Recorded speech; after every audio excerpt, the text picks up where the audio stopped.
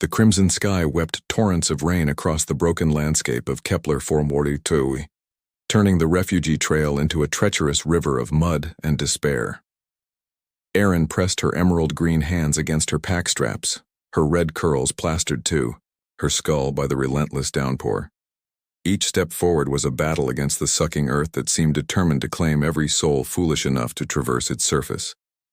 The caravan stretched endlessly ahead and behind her, a serpentine, massive beings from a dozen worlds all fleeing the same cosmic horror that had torn their homes from the stars. Towering Vorthak with their crystalline exoskeletons chinked like broken glass with each labored step. Sleek Azurians glided on their membrane wings, staying just above the worst of the mire.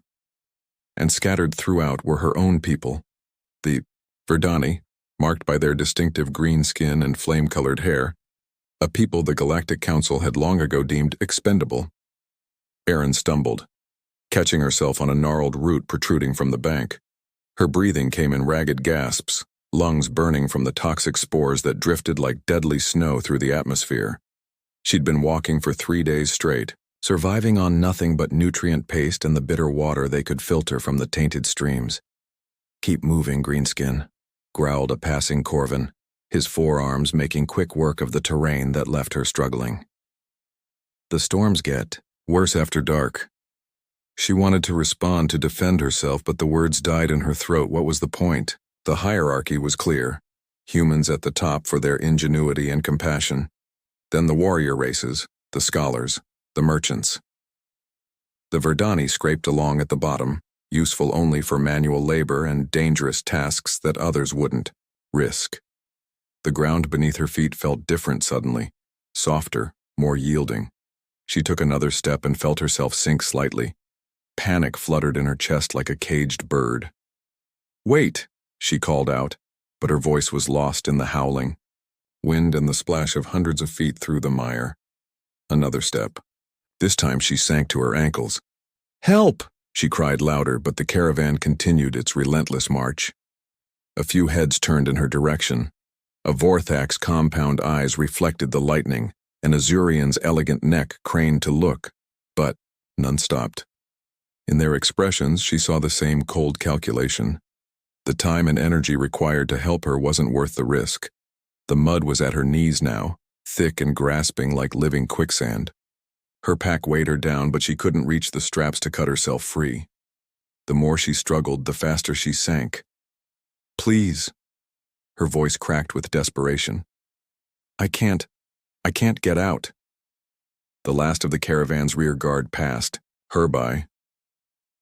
An elderly Corvin merchant looked back once, his expression almost apologetic, before turning away and disappearing into the curtain of rain.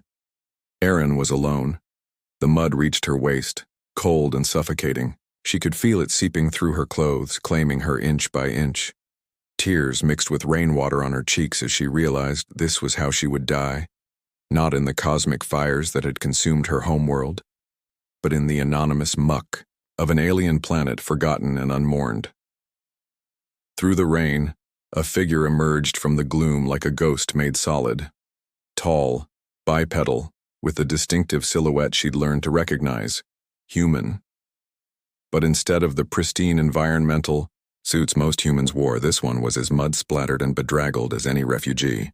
"Hold on," the figure called, and she heard the warm, melodious tones of the human language. "I'm coming." Without hesitation, the human, a male, she realized as he drew closer, waded directly into the treacherous ground. He moved with purpose, testing each step, a coil of polymer rope already in his hands. "My name is Elias," he said as he secured one end of the rope around his waist. "I'm going to get you out of there." She stared at him in disbelief. "But I'm just Verdani. Why would you?" "Because that's what humans do," he replied simply, throwing her the other end of the rope. "Now grab hold and don't let go." The medical tent flickered with the warm glow of battery-powered lanterns. A small sanctuary carved from the chaos of the storm-lashed refugee camp. Erin sat on a salvaged crate, her emerald skin still bearing traces of the dark mud that had nearly claimed her life. Her red curls now clean and drying, caught the light like burnished copper as Elias gently cleaned the scrapes on her arms. "This might sting a little," he warned, applying antiseptic to a particularly deep cut. His hands were steady, practiced. She could see the calluses of someone who'd spent years doing this kind of work. She winced but didn't pull away. "You've done this before. More times than I'd like to count." His voice carried a weight that spoke of countless emergencies, endless suffering witnessed. "I've been with the Colonial Aid Network for 8 years now. Started right after the Proxima incident." Aaron knew about Proxima. Everyone did. An entire star system's worth of refugees, scattered across a dozen worlds when their sun went nova. But she'd never met someone who'd been there, who'd pulled people from burning ships and collapsing habitats. "My world was different," she said softly. Verdos Prime didn't explode, it just died. Slowly. The soil turned toxic, the water became poison.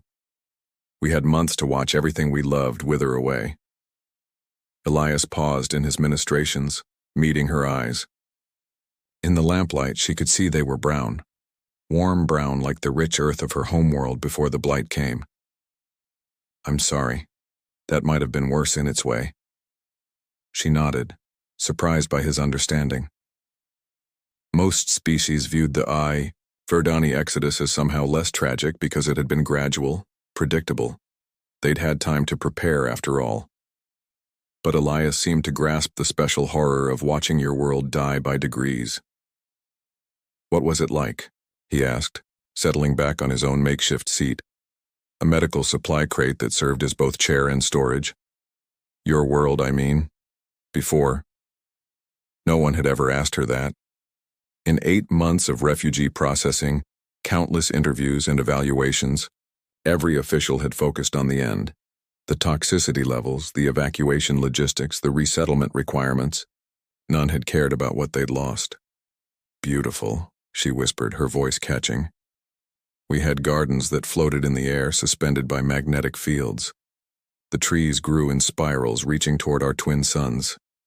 And the music we could make, our hair resonate with different frequencies, create harmonies that would make the flowers bloom in patterns." As if responding to the memory, her curls seemed to shimmer slightly, a faint harmonic vibration barely audible in the tense confines. Elias leaned forward, genuinely fascinated. "That's incredible. Can you still do it?" "A little."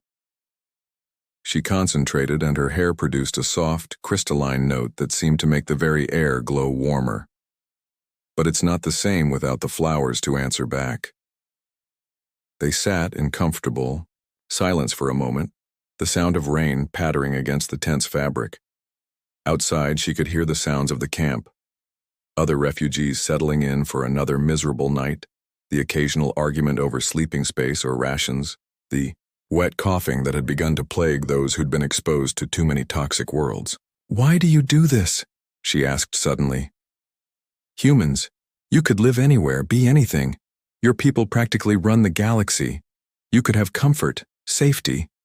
Instead, you're here in the mud with us." Elias was quiet for a long moment, cleaning, his hands with methodical precision. "I lost someone once," he said finally. "My sister. She was part of a deep space mining operation that went wrong. Equipment failure, reactor breach. When the rescue ships arrived, the corporation's people saved their own first. The expendable workers were left for last." Aaron felt something cold settle in her stomach. She didn't make it. "No. And I realize that if we don't help each other, really help, not just the convenient cases or the politically useful ones, then we're all just waiting our turn to be expendable." He looked up at her, and she saw a fierce determination burning in those warm brown eyes. "Every person matters. Every life has value. That's not just human philosophy, that should be universal law."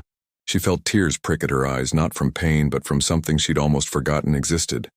Hope. The others, they passed right by me. Some of them were Verdani, my own people. "Fear makes people cruel sometimes," Elias said gently. "But it doesn't have to. One act of kindness can ripple outward, change everything." As if summoned by his words, the tent flap rustled and opened. A young Azurian poked his elegant head inside, his silver-blue skin pale with exhaustion. "Excuse me," he said hesitantly, speaking in accented standard. "I saw what you did today, human. My clutch sister, she is injured. Would you look at her?" Elias was already reaching for his medical kit. "Of course, Aaron, do you feel strong enough to help? I could use an extra pair of hands." She stood without hesitation, surprised by the steadiness in her legs. Yes, I can help." As they prepared to leave the tent, Elias caught her hand. Gently. His skin was warm against her cooler green flesh, and she felt a small electric thrill at the contact. "Thank you," he said simply, "for trusting me, for staying." She squeezed his fingers, marveling at how natural the gesture felt despite their anatomical differences. "Thank you for seeing me as worth saving." Outside, the storm was beginning to break, and for the first time in months, Aaron glimpsed stars between the racing clouds. 3 weeks had passed since the rescue, and the refugee camp had transformed from a desperate huddle of survivors into something resembling a community. Makeshift shelters lined muddy pathways. Children of various species played elaborate games that transcended language barriers, and the evening air carried the mingled aromas of a dozen different worlds' cuisine, prepared over portable heating units. Aaron had become Elias's unofficial partner in the camp's medical station, a converted cargo container that now served as their primary clinic. She'd discovered a natural aptitude for xenobiology, her gentle touch and intuitive understanding of different species' needs, making her invaluable as they treated everything from Corvin shell rot to Azurian wing tears. "Hand me the neural stimulator," Elias said. His brow furrowed in concentration as he worked on a young Vorthak whose crystalline exoskeleton had cracked during the journey. "The small one, with the blue indicator." Aaron moved smoothly to comply, their coordination now seamless, after days of working together. She watched as he carefully calibrated the device, noting how his fingers, so different from her own, with their warm pink flesh and short, practical nails, moved with surgeon-like precision. "There," he said, stepping back as the crack began to seal itself. "That should hold until you can get proper treatment at the settlement. Keep it dry for the next few days." The young Vorthak's parents chittered their gratitude in their crystalline language, but Aaron caught the universal tones of relief and thankfulness. As they left, she began cleaning the instruments, acutely aware of Elias's presence beside her. "You're getting good at this," he said, watching her work. "Have you ever considered medical training? Real training, I mean." She paused, a bitter laugh escaping her. "Verdani don't get into medical programs. We're not considered intelligent enough for the sciences." "That's the stupidest thing I've ever heard." The vehemence in his voice made her look up in surprise. "You diagnosed that Corvin's metabolic disorder yesterday before I even finished the scan, and your intuition with the children. I've seen trained pediatric specialists with less natural ability." Heat rose in her cheeks, turning her green skin a deeper shade. "You really think so?" "I know so." He moved closer and she caught his scent, clean sweat, antiseptic, and something uniquely him that made her pulse quicken. "When we reach the settlement, I'm going to recommend you for the Colonial Medical Corps Accelerated Program. If you want it." The idea was so foreign, so impossible, that for a moment she couldn't process it. Verdani became laborers, waste management technicians, low-level service workers. They didn't become doctors. She started, then found herself looking directly into his eyes. The warmth there, the absolute conviction that she was capable of more than her species' reputation suggested, made something flutter in her chest that had nothing to do with professional aspiration. "Think about it," he said softly, and his hand brushed hers as he reached for a supply kit. The contact sent electricity up her arm, and she saw his eyes widen slightly. He'd felt it too. For a moment they stood frozen, hands touching, the air between them charged with possibility. The tent flap burst open, admitting Kalen, an Azurian who'd become their most frequent patient coordinator. "We have incoming casualties," he announced, his melodious voice tight with urgency. Transport crash about 2 kilometers north, multiple species, serious injuries. The moment shattered, professional training taking over. Elias was already grabbing emergency supplies while Erin prepared stretchers and trauma equipment. But as they worked, she remained hyper-aware of every accidental touch, every shared glance.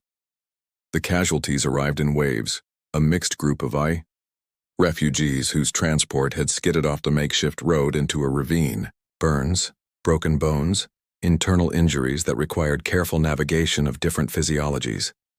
They worked for hours, Elias and Erin moving in perfect synchronization, their bond deepening with each life they saved together.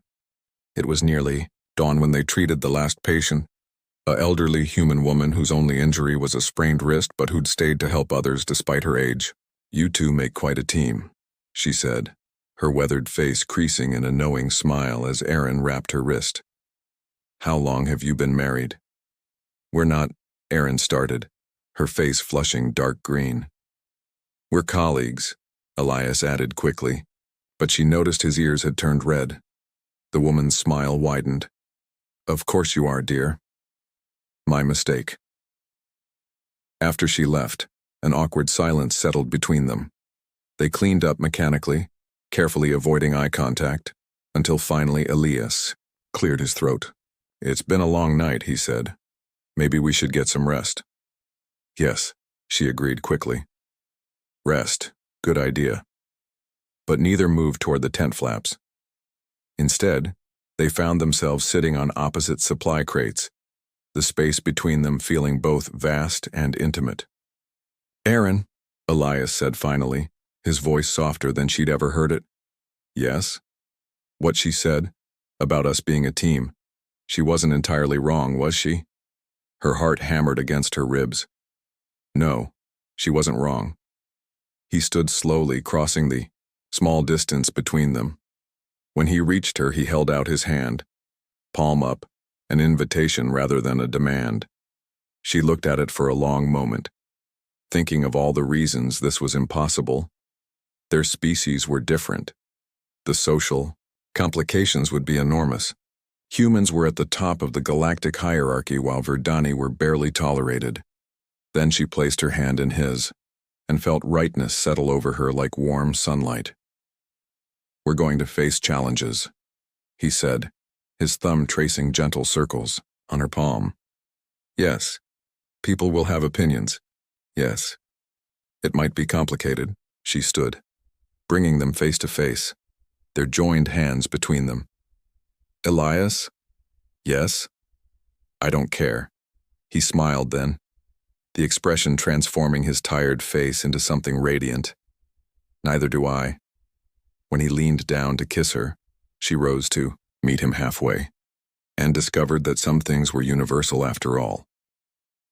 The settlement sprawled across the plateau like a geometric fever dream, its prefabricated modules and atmospheric processors gleaming silver against the alien sunset. After 2 months of mud and makeshift shelters, the sight of permanent structures should have filled Erin with relief. Instead, as their transport convoy crested the final hill, she felt only a growing knot of dread in her stomach. "Integration Processing Station 7, announced the automated system in flat, bureaucratic tones.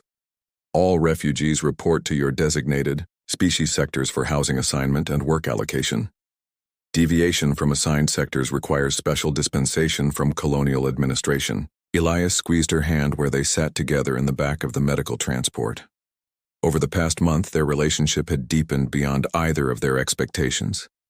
They'd shared quiet moments between medical emergencies, stolen kisses, in the pre-dawn hours when the camp slept, and long conversations about everything from xenobiology to poetry. But now, facing the rigid structures of official settlement, the weight of reality pressed down on them. "Section H7 for Verdani residents," the announcement continued. "Sections A through C reserved for human personnel and essential services." Erin felt Elias stiffen beside her. The message was clear.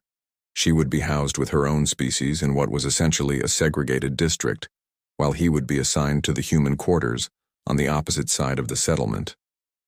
Miles apart, different administrative zones, different social circles. "We'll figure it out," he murmured, but she could hear the uncertainty beneath his confident tone. The processing center was a maze of lines, forms, and officials who processed refugees with mechanical efficiency. Erin found herself swept into the Verdani queue while Elias was directed toward the human registration area. For the first time in weeks they were separated, and the distance felt like a chasm opening beneath her feet.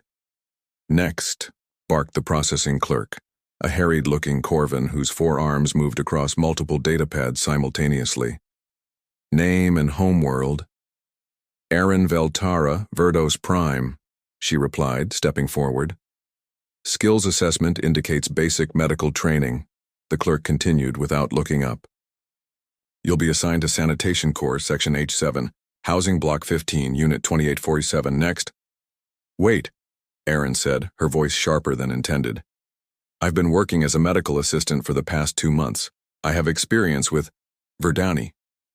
Are not qualified for medical positions above basic first aid," the clerk stated flatly. "Colonial Medical Corps requires certified training from approved institutions. Sanitation Corps offers excellent opportunities for advancement within appropriate parameters. Next." The dismissal stung worse than any physical blow. Behind her, she could hear other Verdani accepting their assignments without protest. Waste, management, heavy labor, food service. The jobs nobody else wanted, the ones that kept them invisible and safely categorized. She found Elias waiting outside the processing center, his face grim. "Housing assignment in Block A2, he said without preamble. "Administrative district. They want me to run the central medical facility." "Congratulations," she said, trying to keep the bitterness from her voice. "And me?" "Sanitation Corps, Section H7. His face went pale. "That's across the entire settlement. They're putting you in the industrial district. Where Verdani belong, apparently." She looked away, unable to meet his eyes. Maybe this was inevitable. Maybe we were foolish to think, no. His voice cut through her despair like a blade. "Don't you dare. What we have is real, Erin. It's the most real thing in my life. But how can we make it work? You'll be treating human officials and their families in the medical center. I'll be cleaning waste treatment facilities on the other side of the settlement. Different worlds, Elias. Different lives." He was quiet for a long moment, watching the streams of refugees being sorted and directed to their designated areas. Finally he spoke. "There's something I haven't told you, about why I really do this work." She looked at him, surprised by the vulnerability in his voice. "My sister Maya, the one who died in the mining accident. We weren't just siblings, we were twins. Identical twins, genetically speaking." He took a shaky breath. "The only reason I survived and she didn't was random chance. I was on a different shift rotation that day. Pure luck. Elias." For years after, I struggled with survivor's guilt. Why me? Why did I get to live when she didn't? And I realized that the only way to honor her memory was to make sure that when people needed help, someone would be there, that no one would be left behind because of bureaucracy or prejudice or simple indifference. He turned to face her fully, his brown eyes intense with conviction. "I can't change the system overnight, but I can make choices that matter. We can make choices that matter." Before she could ask what he meant, a familiar voice called out behind them, "Elias, there you are." A woman approached, tall, blonde, wearing the crisp uniform of Colonial Administration. "Dr. Helena Voss, Chief Medical Officer for this sector. We spoke via subspace about your assignment." Erin instinctively stepped back, but Elias moved closer to her instead. "Dr. Voss," he said formally, "I'd like you to meet Erin Veltara, my medical partner and the most naturally gifted diagnostician I've worked with in 8 years of emergency medicine." Dr. Voss's eyebrows rose as she took in Erin's green skin and the clear implication of Elias's words. "I see. Well, I'm sure she'll find the sanitation work quite fulfilling." "Actually," Elias said, his voice taking on a steel edge, "I'm declining the chief medical officer position." Both women stared at him in shock. "Elias," Dr. Voss said carefully, "this is a career-defining opportunity. The prestige, the salary, the research possibilities are meaningless if I can't work with the person who makes me a better doctor. He looked at Erin, and she saw her own feelings reflected in his eyes: love, determination, and a shared willingness to fight for what mattered. I'm requesting assignment to the general clinic that serves all sectors, and I want Erin as my senior medical assistant. That's highly irregular, Dr. Voss protested. The Colonial Medical Corps has strict protocols. Then maybe it's time those protocols evolved, Elias said quietly. Medicine is about helping people, Dr. Voss. All people. If the Corps can't accept that, then perhaps I'm not the right fit after all. Erin felt tears prick her eyes, not of sadness but of overwhelming gratitude and love. He was willing to sacrifice everything for her, for them, for the principle that love and partnership could transcend artificial barriers. You don't have to do this, she whispered. Yes, I do, he replied, taking her hand in full view of the administrator. Because this is what love means. We face the challenges together, or not at all. Dr. Voss looked between them for a long moment, her expression unreadable. Finally, she sighed. I'll need to make some calls. The Intersector Medical Clinic is understaffed anyway, and if you're willing to work for half the salary... She shook her head. Love makes people do the strangest things. As she walked away, muttering about paperwork and precedents, Elias pulled Erin into his arms. Are you sure? She asked, her voice muffled against his shoulder. I've never been more sure of anything in my life, he replied, holding her tight. We're going to build something new here, Erin. Something better. Looking around at the settlement, with its rigid lines and segregated sectors, she allowed herself to believe that maybe, just maybe, they could. 6 months later, the Intersector Medical Clinic had become the heart of something unprecedented in Settlement Station 7. What had started as a small facility serving the overflow from the main medical center had evolved into a beacon of integrated healthcare that drew patients from every corner of the colony. Erin stood in the main treatment bay, her red curls now adorned with the small silver pins that marked her as a certified medical technician, the first Verdani in colonial history to achieve the designation. She was suturing a complex laceration on a Corvin worker when she heard familiar footsteps behind her. How's our patient doing? Elias asked, setting down a tray of instruments she'd requested. The wound is healing well, she replied, speaking in the Corvin's native tongue. The patient's compound eyes brightened with surprise. Few non-Corvins bothered to learn their language. The synthetic muscle weave should integrate with your natural tissue within 3 days. You understand my words? The Corvin clicked excitedly. This is most unusual. We believe healthcare is most effective when provided in the patient's native language, Elias explained, also switching to fluent Corvin. Dr. Veltara here speaks 7 languages and is teaching the rest of our staff. Erin's heart still fluttered when he used her new title. After months of bureaucratic battles, late-night study sessions, and practical examinations that pushed her to her limits, she'd finally achieved full recognition as a medical doctor.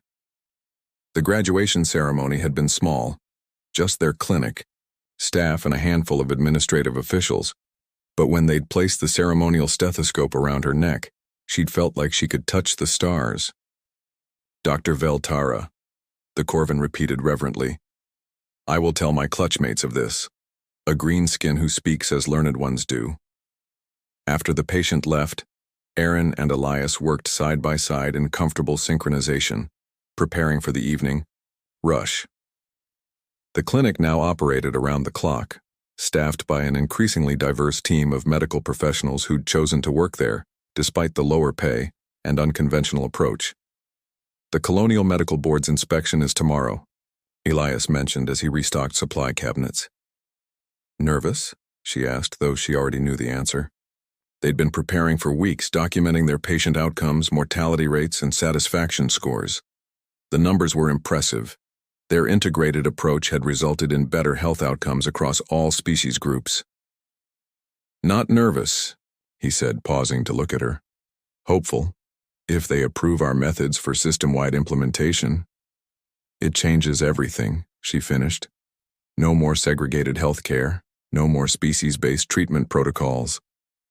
Through the clinic's large windows, they could see the settlement as it existed now, still organized in sectors, but with much more fluid movement between them.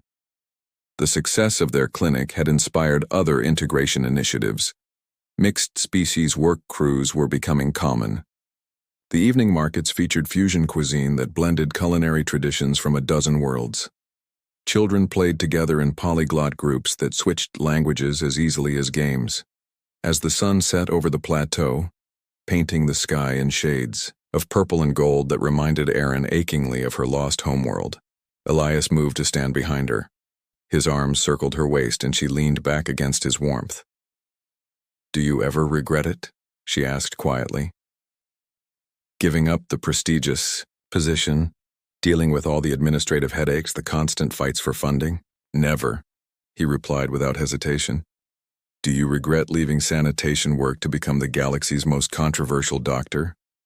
She laughed, turning in his arms to face him. "Never. Though I do miss the simplicity sometimes." "Simple is overrated," he murmured, leaning down to kiss her forehead. "Besides, we're just getting started." As if summoned by his words, the clinic's communication system chimed with an incoming message. The holographic display materialized between them, showing the face of Dr. Helena Voss, now Colonial Health Administrator for the entire sector. "Elias, Erin," she said, her expression unreadable. "The inspection results are in." They held their breath. "Congratulations," Dr. Voss continued, a smile breaking across her face. "The Colonial Medical Board has approved your integrated care model for implementation across all settlements in the sector. Furthermore, they're recommending Dr. Velterra's multilingual medical protocol for adoption system-wide." Erin felt her knees go weak. System-wide adoption meant their approach would be used on hundreds of worlds, helping millions of refugees and colonists. "There's more," Dr. Voss continued. "The Galactic Medical Council has extended an invitation for both of you to present your research at the annual conference on Proxima Station. It seems you've attracted attention at the highest levels." When the message ended, they stood in stunned silence for a moment. Then Elias let out a whoop of joy, sweeping Erin off her feet and spinning her around the clinic. "We did it," he laughed, setting her down but keeping his arms around her. "We actually did it." "We changed the system," she agreed, her voice filled with wonder. "Just like you said we would." Later that evening, after the last patient had been treated and the clinic secured for the night, they walked hand in hand through the settlement's main plaza. The area buzzed with activity. Families of various species sharing evening meals, teenagers from different worlds attempting to teach each other their traditional dances, elderly beings of all kinds gathered around holographic displays showing news from across the galaxy. At the center of the plaza stood a new monument, a simple obelisk with a plaque that read, "In memory of all those lost among the stars, and in hope for all those yet to be found. May we never pass by those who need our help." It had been Erin's idea, though she'd never expected the Settlement Council to approve it. Now it served as a gathering place, a reminder of their shared humanity regardless of species. "Look," Elias said, pointing to a bench near the monument where a young human child was teaching an elderly Vorthak to play a hand-clapping game. The crystalline being's attempts at clapping were clumsy but enthusiastic, and both participants were laughing. "That's what we're really building," Erin observed. "Not just medical protocols or administrative policies. We're building a future where that scene is normal. Where love doesn't have to fight for the right to exist," Elias agreed. They found their own bench and settled together, watching the easy mingling of species that would have been impossible just months earlier. Above them, the stars wheeled in their ancient patterns, but for the first time since leaving her dying homeworld, Erin felt like she was exactly where she belonged. "So what's next?" she asked, her head resting on Elias's shoulder. "Tomorrow, we present our case to the medical council," he said. "Next month, we start training the next generation of integrated care teams. Next year..." He paused, looking down at her with an expression that made her heart skip. "Next year, maybe we make this official." She raised an eyebrow. Are you proposing to me, Dr. Chen? Maybe I am, Dr. Veltara. Is that a problem? Only if you expect me to take your name, she teased. I've worked too hard for my own. I wouldn't dream of it. Though hyphenated names might get complicated on the forms. They dissolved into laughter, the sound joining the symphony of voices that filled the plaza. Dozens of languages, hundreds of stories, all weaving together into something greater than the sum of their parts. In the distance, another transport was arriving, carrying new refugees from some fresh catastrophe among the stars. Tomorrow there would be new patients to treat, new barriers to break down, new lives to save. But tonight, under the alien stars of their adopted world, Dr. Elias Chen and Dr. Aaron Veltara held each other close and dreamed of the future they were building together. One patient, one act of kindness, one moment of love at a time. Their story had begun with a rescue in the mud, but it would ripple outward across the galaxy, proving that sometimes the most profound changes start with the simplest truth, that every being deserves to be seen, to be helped, to be loved, regardless of the color of their skin or the world of their birth. And in a universe often cold and unforgiving, that was a revolution worth fighting for.